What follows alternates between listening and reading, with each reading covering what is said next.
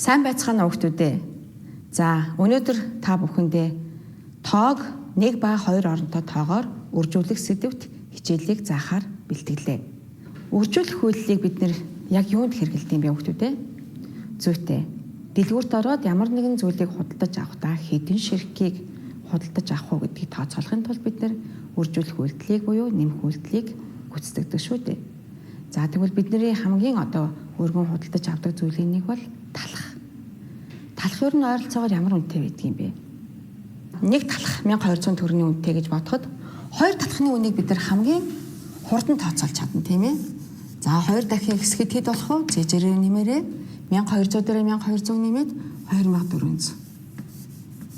За тэгвэл энэтэй адилхан 10 ширхэг талхны үнийг яаж олох вэ хүүхдүүдээ?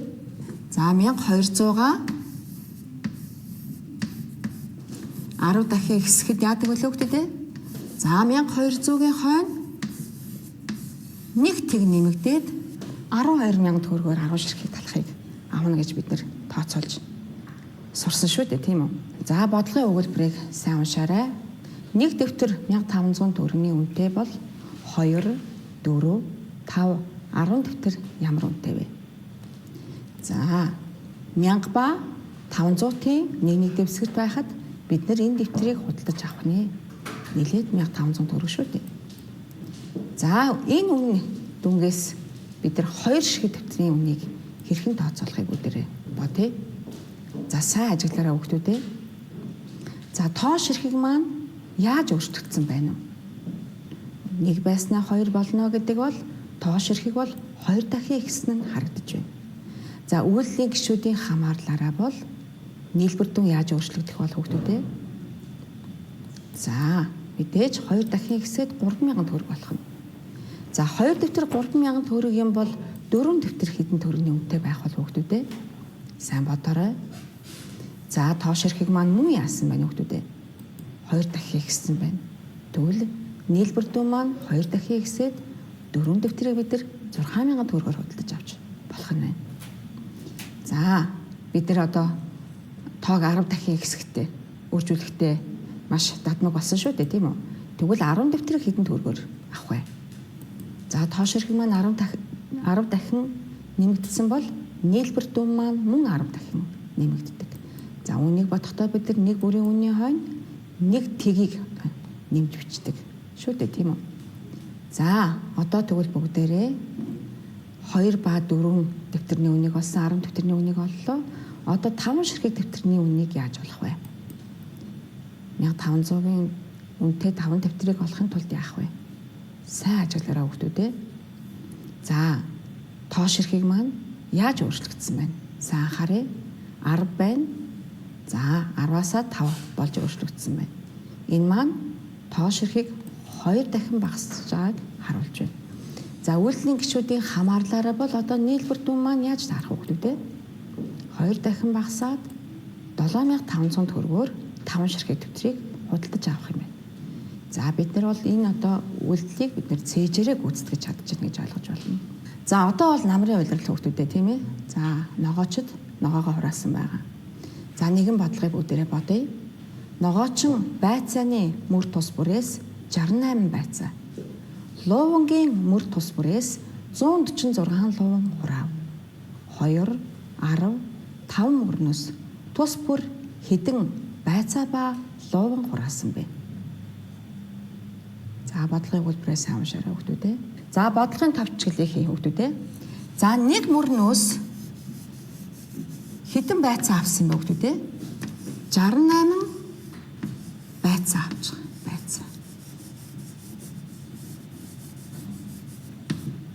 За тэгвэл нэг мөрнөөс хэдэн луван авч байгаа вэ хүүхдүүдээ? 146 луван хураасан байна. Бүгдээрээ 2 мөрнөөс хэдэн байцаа ба луван авахыг бүгдээрээ бодъё. За үүнийг бодохын тулд бид нар ямар үйлдэл хийх ёстой вэ хүүхдүүдээ? За эхлээд бүгдээрээ 2 мөрнөөс хэдэн байцаа авах вэ гэдгийг олохын тулд 68-ыг яах нь вэ? 2-т үржүүлэх энэ үйлдэлийг хэрхэн гүйцэтгсэн бэ? За энэ үйлдэлийг 5 хүүхэд 5 өөр янзаар хийжээ. За бүгдээрээ ажиглая хүүхдүүд ээ. За нэгд хүүхэд. За эхний үйлдэлийг ингэж гүйцэтгсэн байна. Сайн анхааръя. За 68 гэдэг тоогоо яасан байна хүүхдүүдээ сайн анхаараарай. За 68-аа 60 ба 8-д хуваасан байна тийм үү? Энэ бол юу вэ хүүхдүүдээ? Орны нэмэгдэхүүний нийлбэр хэлбэрээр биччихээд энэ тоо тус бүрээ яасан байна хүүхдүүдээ? 2 дахин хэсгээд энд бичсэн байна. За 60-ыг 2 дахин хэсгээд 120, 8-ыг 2 дахин хэсгээд 16. Нийлээд хэдүүлээ хүүхдүүдээ? 120 дээр 16-ыг нэмээд 136. Зүйтэй нэгдүгээр хүүхэд бол их өвөрмөц аргаар батсан байна. За 2 дахь хүүхэд бас нэг сонирхолтой хэлбэрээр ботсон байна. За 2 дахь хүүхэд энэ бичвэрийг сонгожээ. За сайн анхаараарай. За 2 дахь хүүхэд маань ингээд нийлбэр хэлбэрээр бичсэн байна тийм. Нийлбэрийг тоогоор үржүүлэхдээ яаж үржүүлдэг вэ хүүхдүүд ээ? За зүйтэй. Нийлбэрийнхээ гишүүн бүрийг тоогоороо үржүүлдэг. Тус бүрийн тоогоороо үржүүлээд дунд нь ямар тэмдэг тавих вэ? Үржүүлэхэд дунд нэмэх тэмдэг тавина. За бичиж. За 60-ыг 2-т үржүүлээд дараа нь хяв. 8-ыг 2-т үржүүлээд дунд нь ямар тэмдэг тавьсан байна хүүхдүүд ээ? Нэмэх тэмдэг тавьсан байна. За одоо бүгдээрээ C зэрэг гүйцэтгэе. За 60 ба 2-ын үржүүр хэд үлээ хүүхдүүд ээ? 120 шүү дээ тийм ээ 120.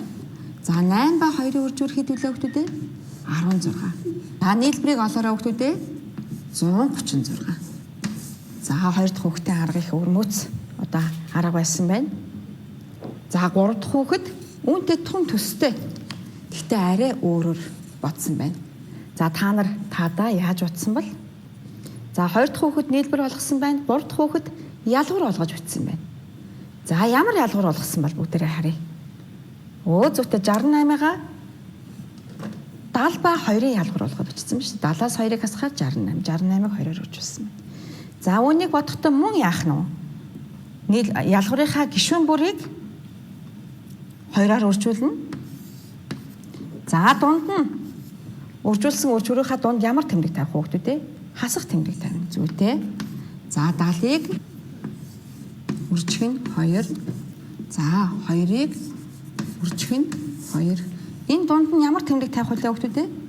Хасах тэмдэг тавина. За 70-ыг 2-оор үржүүлээд C-жээр үржүүлээрэй. За хэдэн хүүхдүүд ээ? 70-ыг 2-оор үржүүлэхлээр 140 шүү дээ тийм ээ. За 2 2-ын 4. За 140-оос 2-ыг хасгаар 4-ыг хасгаар хэд байдгийг хүүхдүүд ээ?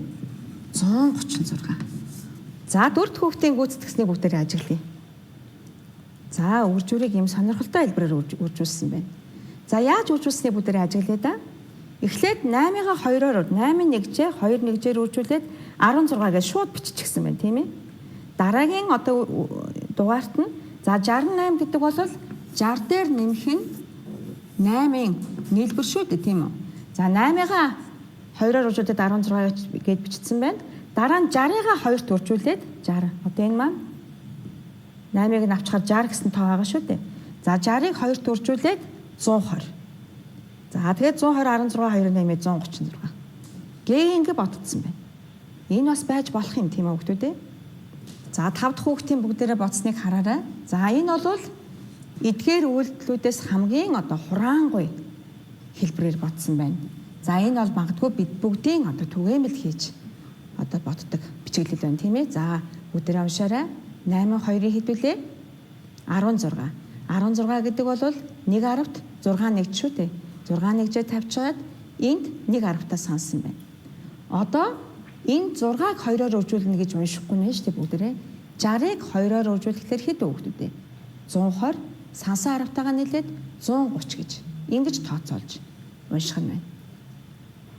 Одоо бүгдээрээ 2 мөрнөөс нийлээд 136 ширхэг байцаа хураадаг гэдгийг мэдэж авлаа. За одоо бүгдээрээ 2 дахь тасгал руу оръё. За энэ дээр бол бүгдээрээ 146 ширхэг луунг нэг мөрнөөс авч байгаа бол 2 мөрнөөс хэдэн лув авах вэ гэдгийг бодно. За 146 луунга 2 мөрөөрөө мөржүүлдэг. За энийг бүгдээрээ олохын тулд энэ одоо аргуудаасаа одоо 3 ширхэг аргыг бүгдээрээ сонгож бодъё тийм үү? За эхлээд бүгдээрээ энэ аргыг бодъё. За энийг бодохын тулд яах вэ хүүхдүүд ээ? За 146-гаа бүгдээрээ орны нэмэгдэхүүний нийлбэр болгож хэлье. За 146 бол 100 дээр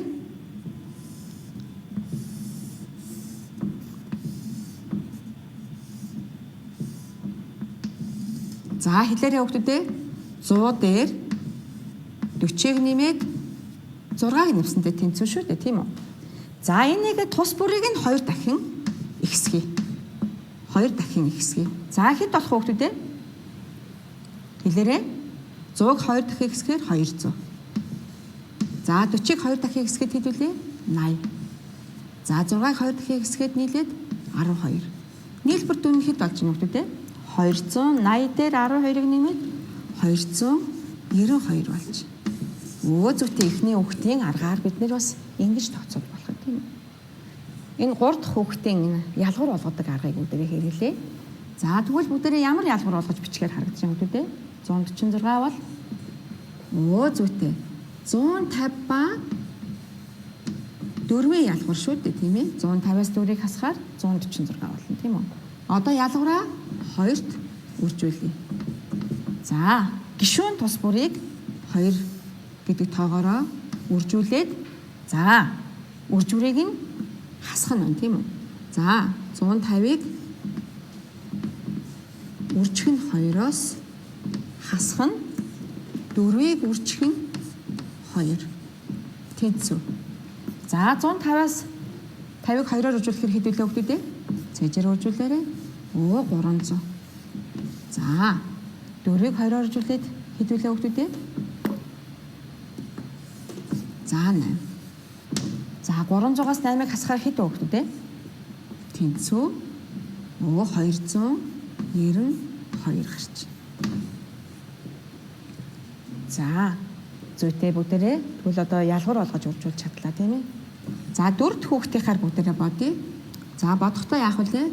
146-гаа үржих нь 2. За 4 дахь хүүхд маань бодохдоо шууд одоо орон санахгүйгээр одоо нэгжээ 2 төржүүлээд 10-таа 2 төржүүлээд 100-таа 2 төржүүлээд шууд тоонуудаа ингэж бичсэн байсан шүү дээ. 6 нэгжийг 2 төржүүлээд хэд вүлээ? 12. За энийг бол бид нар 40 гэж уншина тийм ээ. 40-ыг 2 төржүүлэхээр хэд вүлээ хүүхдүүд ээ? 80 шүү дээ 80. За энэ бол 100, 100-ыг 2 төржүүлээд хэд хүүхдүүд ээ? 200. За нийлээд хэд болох хүүхдүүд ээ? За хооронд нь нэмээд хэд гарч ийнө? 292 гарлаа. За энэ хариутай маань таарчин тийм үү? За одоо бид нар ерөнхийдөө энийг яах гэж ингэж бодуулаад байгаагийн учир шалтгаан нь ерөнхийдөө бидний одоо үржүүлэх үйлдэлийн хамгийн хураангуй хэлбэрийн цаана яг одоо ийм утгатай ийм үйлдэл явагдаж байгаа шүү гэдгийг хамгийн гол нь хүүхдүүд маань ойлгох нь чухал. За одоо бүгдээрээ би дагаад одоо 146-ыг одоо хамгийн хураангуй хэлбэрээр гүйцэтгэрээ. За давхар багштайгаа хамт тулгана шүү. За гээ тохиолбор 146-гаа яах хүүхдүүд ээ? Өө 2-оор үржүүлнэ. За одоо бүгдээрээ багшаагаа дагаад давхар ярилцаад гүйцэтгээд явна шүү хүүхдүүд ээ. За 2 6-гийн 6-ыг 2-оор үржүүлээд хэд вүлээ? 12. За 12 гэдэг бол 1 10-т 2 нэгж.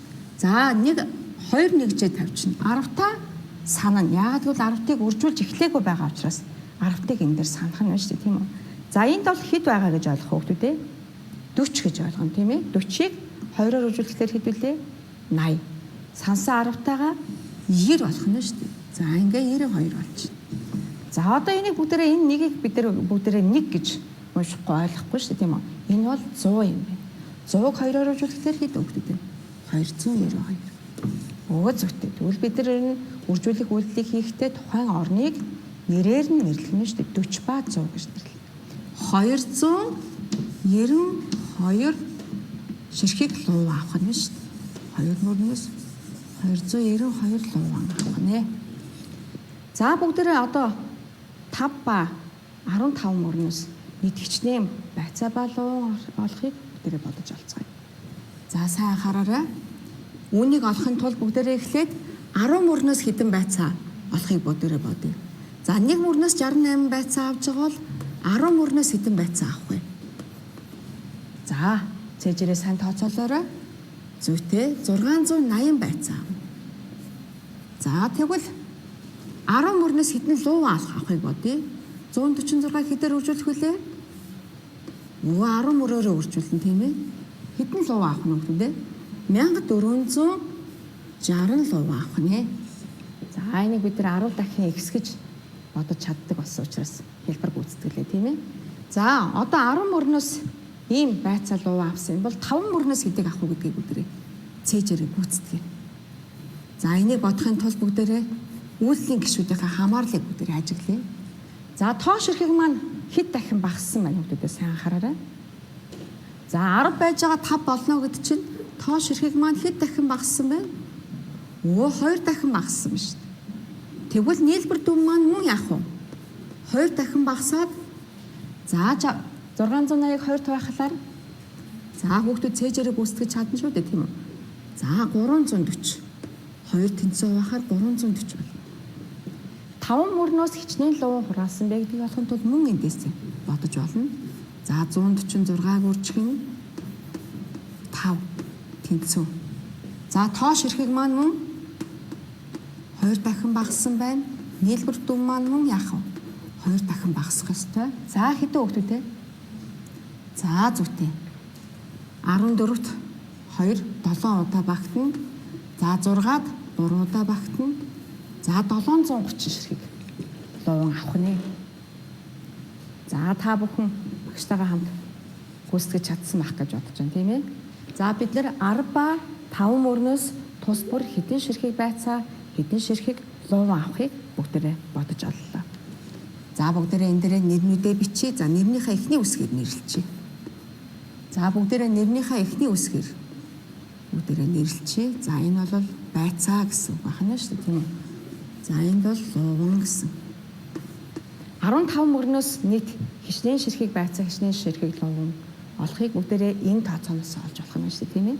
За бодъё бүгдээрээ 68-ыг үржихэн 15 мөрнөөс за энийг олохын тулд яах вэ гэдэг вэ? Энэ 10 ширхэг мөрнөөс авсан 5 ширхэг мөрнөөс авсан нийт байцааныхаа тоог нэмжигдэл болох нь шүү тийм ээ. За нэмээ хүүхдүүд ээ. 600 дээр 300 нэмээд 900 тийм ээ. 80 дээр 40-ыг нэмээд 120. 900 дээр 120-ыг нэмээд энд нийлээд хэдэн байцаа авах нь? Зүйтэй 1020 ширхэг байцаа авах нь шүү дээ. За одоо дараагийнх нь нэг мөрнөөс 146 луун авж байгаа бол 15 мөрнөөс хэдэн луун авах вэ? За мөн энэ хоёрынхоо нийлбэрийг олно. За энийг 1400 гэж уншина. 1400 дээр 700 нэмэхээр хэд үлээ хүүхдүүд? 2100 тийм ээ. 2100 дээр за 60 ба 30 нийлбэр чи 90. За 2100 дээр 90 нэмэхээр 2190 ширхэг луун байна. За хүүхдүүд ерөнхийдөө цээжээр нэлээд сайн бодож байгаа ах гэж багш нь бодож байна. 15 мөрнөөс тус бүр одоо хичнээн ширхэг байцаа балуу орохыг бүгдээрээ олцглоо тийм ээ. Цээж тооллын аргаар бүгдээрээ оллоо шүү дээ. Одоо бүгдээрээ энэ одоо бодсныгоо одоо энэ үржүүр хэлбрээрээ энэ орны утгын карт дээр одоо хамтдаа бодцгоо хүүхдүүдээ. За 68-ыг бүгдээрээ 15-аар үржүүлнэ шүү дээ тийм ээ. 68 гэдэг бол 6 10-т 8 гэж. За 15 гэдэг бол хэд вэ хүүхдүүдээ? 1 10-т 5 гэж. За үүнийг багш нь 1 10-та ногооноор 1 10-та ногооноор нэгжээ улаанаар тэмдэглэе. За сайн анхаарай хүүхдүүдээ. За нэгжээр үржүүлснийгээ бүгдээрээ улаанаар бичих нь шүү. 10-таар үржүүлснийг ногооноор бичээд нийлбэр дүнгээр бод. За сайн анхаарай хүүхдүүдээ. 5 нэгжээр үржүүлсэн тоогоо бүгдээрээ эхлээд бичиж. За 5 8-ийн хэд үлээ хүүхдүүдээ? 5 8-ийн хэд вэ? 40. За 40 гэдэг бол тэг нэгж 4 10 ч үгүй. За 4 10-таа бүгдээрээ энэ дэр санана. Яагаад гэвэл 4 10-таа 10-таараа үржүүлж эхлэх байгаа учраас. За үүнийгээ бүгдээрээ хэд гэж унших вэ хүүхдүүдээ? 60 гэж уншина тийм ээ. 60-ыг 5-аар үржүүлэхээр 300. 300 шүү дээ тийм. 300 дээрээ энэ хэд үлээ? 40 гэж уншина тийм ээ. 300 дээр 40 нэмэхээр 340 болох нь шүү дээ. За 340 гэдэг бол 300-д 410 гэсэн. За орны утгын картан дээр бол ингэж таарах юм байна үү? За одоо энэ бүгдээрээ 1-10-таар үржүүлж байгаа юм байна шүү дээ. 68-аа 1-10-таар үржүүл. За үүнийг бүгдээрээ энэ дээрээ 1-ийг 8-аар үржүүлээд 8. 1-ийг 6-аар үржүүлээд 6 гэж уг нь бол гүйцэтгэдэг. Гэхдээ угтаа бол энэ маань 68-ыг хэдээр үржүүлж байгаа юм байна? 10-аар үржүүлж байгаа юм. Энийг бид нар энд тэг бичсэн ч болно, бичээгүй ч бас болдог байх юм тийм үү? За ихэвчлэн хүмүүс энэ тгийг бичихгүй ингээд үлдээчдэг тал бий. За нийлбэр дүнгийн оллоо. Бодъё тэг дээр тэг нэмээд тэг. За 40-тээр 80 нэмээд 120 шүү дээ тийм үү? 120 гэдэг маань 210-т 100-т 300-ээр 600 нэмээд 900 энэ 100-таагаа нийлээд 1000. Өө зүгтээ. Ингээд нийлээд 1020 болж таарч байна. Таарч байна тийм үү гэдэг. Бидний олсон дүн бол энэ одоо үйлдэлтэй таарч байна. За одоо тэгвэл дараагийн үйлдэлийг үдэрээ. Дараагийн өснөгтөн дээр гүйцэтгэцгээе. 5-ыг 6 нэгжээр үржүүлэхээр хэд үлээ хөлтөдөө 30. 30 гэдэг маань тэг нэгж 310-т. За ингээд 30 боллоо тийм үү? За энийг бүгдээр хэд гэж унших вэ хөлтөдөө 40 гэж уншин тийм ээ. 40-ыг 5-аар үржүүлэхээр хэд үлээ хөлтөдөө сайн бодоорой. 40-ыг 5-аар үржүүлэхээр 200. 200 дээр 30-ыг нэмэхээр 230. За 230 дээр 30 гэдэг бол 200-т 310-т. За 310-тайгаа эндээ бичиж тийм үү? 310-таа тэмдэглэн 200-таас ханалаа. За үүнийг бүгдээрээ хэд гэж унших вэ? 100 гэж уншин тийм ээ.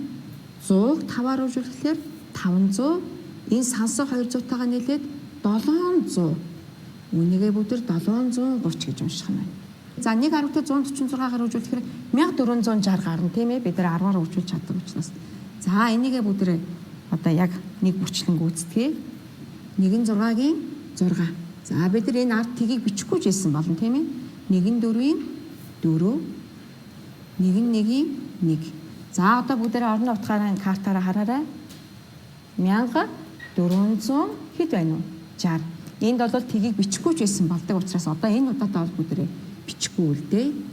За нийлбэрээ оллоо. Хэд гарах вэ хөлтөө? За тэг 9. За 700 дээр 400 нэмээд хэд өгөхтэй вэ? 1100 шүү дээ тийм үү? Тэгэхээр 110-таа 100-гаа тавиад 1000-аа энд санана. За ингээд энэ байгаа 1000 дээрээ сансан 1000-аагаа нэмээд 2190. За бидний бодсон дүнтэй таарч байна гэдэг. За бид нар өнөөдрийн хичээлээр тоог 1 ба 2 ордоо тоогоор одоо хэрхэн үржүүлэхийг багш нь зааж өглөө. За хамгийн гол нь хүүхдүүдээ цээжээр одоо энэ үйлдэлээ маш сайн гүйцэтгээд тэр үндсэн дээрээ бид нар багнан бичгэлээр одоо гүйцэтгэж байгаа тооныхоо цаад мөн чанарыг нь бид нар ойлгож судлаа шүү дээ тийм ээ. За хичээлдээ идэвхтэй оролцсон хүүхдүүдэд баярлалаа. Баяртай.